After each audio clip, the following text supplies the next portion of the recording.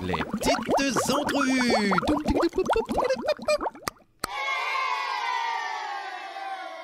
Bonjour, ici Émilie Caron dans le cadre des petites entrevues de la radio ESS 137. Cette semaine, j'ai eu la chance de m'entretenir avec Lila Mourmand de la troupe de théâtre populaire de création du théâtre Parmi nous. Moi, c'est la première fois que je vous vois en spectacle.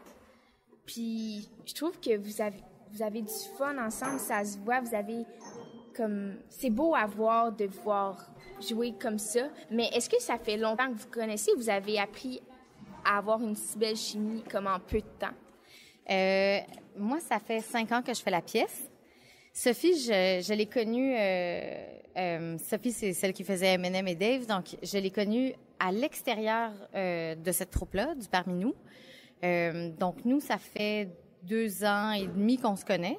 Gabriel, lui, je l'ai rencontré à travers le spectacle et ça fait 1 an et demi qu'on joue ensemble. Puis Sophie et Gabriel, eux, ils se connaissent aussi à l'extérieur de la pièce, puis ça fait des années, ça doit faire au moins 7 ans qu'ils se connaissent. C'est comme un addon. Sophie m'a remplacée, puis comme c'était une amie, moi, je l'ai référée au Parmi nous, ils l'ont trouvée bonne, puis ils l'ont engagée aussi. Donc, la chimie a été facile à installer? Oui, c'est facile. Puis avec le technicien, c'est sûr que vous avez pas vu le technicien, mais quand on fait de la tournée, on part sur la route les 4 ensemble. Des fois, on fait beaucoup d'heures de voiture. Donc, avec lui, ça se passe très bien. Puis il y a une grosse différence d'âge. C'est ça, Antoine, il y a 20 ans. Puis nous, on est tous dans la trentaine, mais ça se passe vraiment bien. Genre, il est super drôle. J'aimerais savoir qui fait quoi dans la troupe. En fait... Au Parmi nous, ils ont fait les décors. Il y a un métallurgiste. Ils ont fait les espèces de toiles derrière. Il y a un métallurgiste qui a fait le décor en métal. C'est ça. Les costumes, il y a une costumière scénographe qui s'occupe de ça au Parmi nous aussi. Puis quand on part en tournée à ce moment-là, Antoine, c'est lui qui s'occupe des éclairages, donc brancher tous les filages. On a des éclairages LED en arrière. On a il y a différents types d'éclairage à monter. C'est lui qui c'est plus long le montage. Pour lui que c'est le plus long, désolé. Sinon, nous, on a quand même des tâches. Puis c'est la première fois qu'on faisait ça. C'est pas toujours vrai pour les comédiens. Des fois, t'arrives puis ton décor est déjà monté puis tu t'occupes même pas de ça. Tu fais juste jouer. Nous, c'est pas ça. C'est-à-dire qu'on commence par démonter, par sortir du camion tout le décor. Ensuite, on le monte. Moi, je m'occupe de faire le contact avec les écoles, avec le public. Donc, j'ai des questions à poser quand j'arrive. Combien de temps dure une période? Est-ce que la cloche va sonner? Blablabla. Et puis, ensuite, je m'occupe de tout ce qui est arrière-scène. Donc, derrière les toiles, on a des genres de coulisses avec des porte-manteaux, nos costumes, des lumières. Donc, moi, je m'occupe de ça. Sophie et Gabriel s'occupent de monter toute la structure en métal. Moi, j'ai fait ça pendant 3 ans. Puis, à un moment donné, j'avais un peu mal aux articulations. Alors... On a changé, puis ça fait du bien. Puis c'est ça, Antoine lui s'occupe de tous les éclairages. Mais, par exemple, moi, je voudrais devenir, exemple, comédienne. Est-ce qu'il faudrait que j'ai une formation typique pour le devenir? Il y en a qui commencent plus jeunes, qui font de la télé plus jeunes, admettons. Donc, eux, leur formation, c'est un peu sur le terrain. Après ça, des fois, ils jouent moins à l'adolescence. Donc là, ils vont aller faire une formation à l'école. Quand on est plus jeune, c'est plus facile de commencer comme ça. Quand on est plus vieux, les agents qui vont faire les castings pour les émissions de télé ou pour d'autres trucs, ils veulent des gens avec des formations. À moins, donc, qu'on ait une expérience quand on est vraiment jeune. Donc, si on est un peu plus vieux, là, je dirais passé 15-16 ans, là, c'est bon d'aller chercher une formation. Nous 3, on a des formations dans des écoles différentes. Sophie, elle a une formation en théâtre musical à Sainte-Thérèse. Gabriel, il a été formé à l'UQAM, puis moi, je suis formée à Saint-Hyacinthe. Donc, c'est toutes des écoles professionnelles de théâtre. Il y en a 6 à proprement parler qui sont au Québec. Depuis quand que tu voulais être sur scène? Est-ce que c'était au secondaire? Est-ce que c'est déjà quand tu étais petite? Est-ce que c'est au cégep ou c'est juste une opportunité qui est arrivée comme ça? Puis tu as eu la piqûre? Moi, c'est arrivé au secondaire. C'était en secondaire 2. Ouais. En secondaire 1, ma mère, elle m'a inscrit à un genre de parascolaire où je pense qu'on n'avait pas le choix. Tout le monde faisait une pièce dans le cadre du cours de littérature ou poésie, je me rappelle pas. Puis j'avais trouvé ça correct. Puis l'année d'après, en secondaire 2, j'ai une amie, elle a décidé, elle aussi, elle avait trouvé ça correct, cette troupe-là. Elle a dit, hey, pourquoi est-ce que nous, on se partirait pas notre troupe? notre propre troupe. Elle, ses parents étaient metteurs en scène, je pense, puis c'est ça qu'elle voulait faire, elle. Fait qu'elle nous a choisi une pièce, c'était Beaucoup de bruit pour rien de Shakespeare. Puis dans cette pièce-là, je faisais un homme et le rôle principal féminin. Puis elle nous mettait en scène, on avait des répétitions, je sais pas, c'était les midis, je me rappelle pas combien de midis par semaine.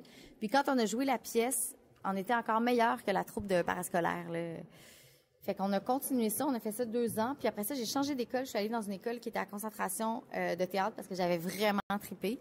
Puis dans cette école-là, il y a une semaine au complet où on n'avait pas de cours. Pendant une semaine au complet, on répétait, il y avait les gens qui voulaient pas jouer faisaient la technique. Donc c'était arrivé comme ça. Par contre, j'ai eu j'ai gagné un prix à l'école d'interprétation. J'avais beaucoup de parents, des autres élèves qui m'ont encouragée, mais ma mère à moi, puis ça c'est plate, ça arrive, maintenant elle comprend, mais sur le coup, je pense qu'elle avait peur parce que c'est pas un métier justement où il y a beaucoup de débouchés. Puis elle m'a pas du tout encouragée, elle m'a dit que j'étais correcte. Puis fait que ça a été très long avant que je me permette de faire vraiment la formation en théâtre. Je faisais de l'impro après au cégep, mais j'étais restée avec cette idée-là que j'étais pas bonne. Puis finalement, à un moment donné, j'ai pris des cours de théâtre, des ateliers. C'est les ateliers Daniel Fichot qui sont de très bons ateliers. Puis il y a une fille qui disait, moi j'habite à Granby, puis je lâche tout, je m'en viens faire mes études à Montréal. Puis je la trouvais correcte, puis j'étais jalouse d'elle. Puis j'ai réalisé que moi aussi ça me tentait. Puis je me suis dit, hey, si elle est correcte puis qu'elle va faire ça, moi aussi je suis capable dans le fond. Fait que j'ai passé mes auditions dans les écoles, c'était assez contingenté. Puis j'ai été prise dans 2 écoles sur 4, puis j'ai fait mon choix.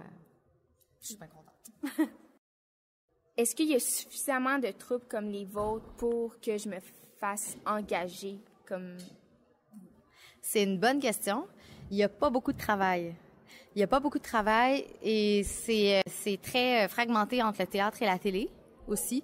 Donc, si tu travailles beaucoup au théâtre, ça ne veut pas dire que tu vas travailler à la télévision, vice-versa. Non, il n'y a pas beaucoup de travail. Donc, c'est un peu une question de contact, de chance. Moi, j'ai eu ce contrat-là dès que je suis sortie de l'école de théâtre. Ça a donné comme ça, j'avais des broches, j'avais l'air d'une ado, puis ça marchait. Mais non, faut le savoir. Et il y a un cliché qui dit que, comme le métier de comédien dans une troupe de théâtre ne convient pas assez, donc on doit travailler dans un café ou travailler dans un bar. Mais est-ce que c'est vrai, étant donné que vous faites des tournées à travers le Québec et le Canada depuis combien de temps? Moi, ça fait 5 ans. Gabrielle, c'est sa 2e année, puis Sophie, c'est sa première année. Antoine aussi, sa première année. Donc, c'est vrai, admettons, moi, quand je suis sortie de l'école de théâtre, j'avais encore un petit pied dans un restaurant, là. Je travaillais un petit peu dans un restaurant. Mais en ce moment, ça fait quand même... Moi, je suis celle qui est sortie de l'école le plus tard, comparativement aux autres. Moi, ça fait 5 ans que je suis sortie. J'ai plus de travail à côté dans un café-resto. C'est-à-dire que je travaille à contrat complètement. Moi, je fais de la danse aussi un peu. Sophie, elle est chorégraphe. Elle monte des spectacles. Elle va faire des arrangements musicaux aussi. Donc, elle aussi, elle travaille exclusivement dans son domaine. Elle a aussi été prof de théâtre dans une école secondaire, mais je considère que c'est le même domaine. Puis Gabriel, c'est pareil. Puis lui aussi fait de la radio un peu. Il va écrire des publicités pour des radios. Donc, on n'a pas d'à côté. Mais il y a beaucoup de gens qui ont des à côté. On est quand même chanceux d'avoir ce théâtre-là. Combien de représentations vous faites par mois ou par semaine? En fait, dans une année scolaire, on fait environ 85 spectacles. Donc, on va loin. Là, on avait 2 représentations aujourd'hui, mais la plupart du temps, c'est 1 représentation par jour.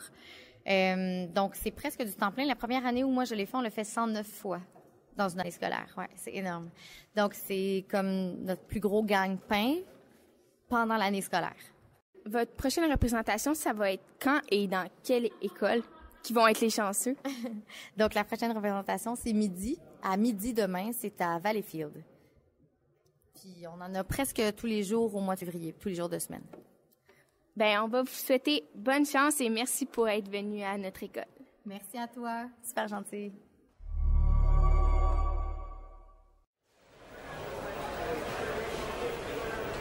Les petites entrevues.